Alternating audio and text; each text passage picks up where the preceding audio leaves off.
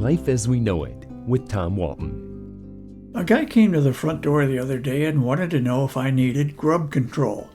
My immediate reaction was, "You bet! I've been trying to get grub under control for years. Look at this gut." I patted my belly. He smiled ever so slightly, but I could tell he was not amused. Then he handed me his business card. Turns out the grub he was talking about is an ugly little bug that lives in my front yard and has a voracious appetite. In other words, the grub in my yard evidently enjoys the grub in my yard. It loves to eat grass, and this makes me very unhappy.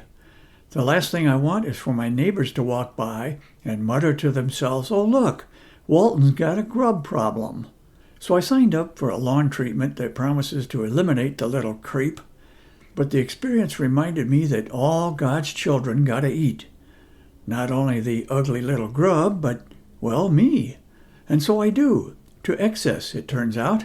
I've added some weight the last few years, and while I can attribute some of it to the pandemic and the forced idleness that came with it, the fact is I have only myself to blame.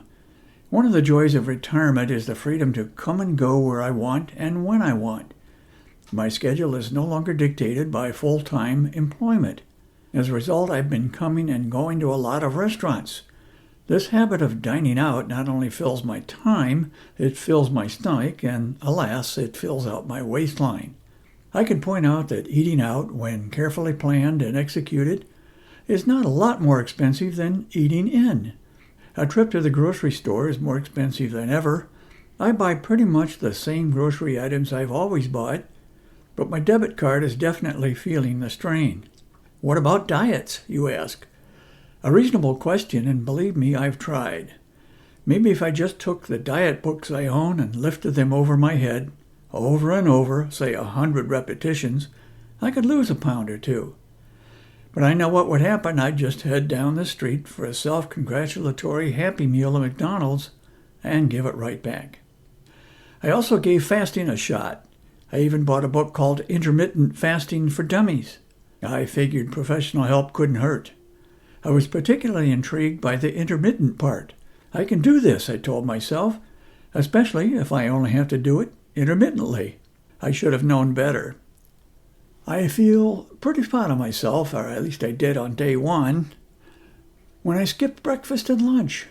Unfortunately, my enthusiasm for the whole idea evaporated over the course of the afternoon. I blew it at dinner, loading up with enough calories and carbs to satisfy the entire 7th Infantry Division for several hours, when I should have just taken a long walk. Chapter 7 in the book is entitled Determining Whether Intermittent Fasting is Right for You. I should have read Chapter 7 first.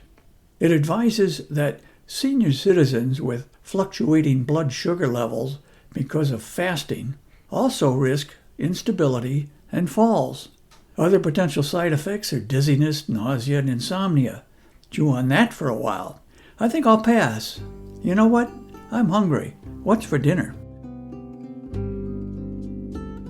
Life as We Know It is written and hosted by Tom Walton and is a production of WGTE Public Media. Life as We Know It with Tom Walton can be heard on WGTE FM 91 every Monday afternoon during All Things Considered at 5:44 p.m. Or hear past episodes at wgte.org/life.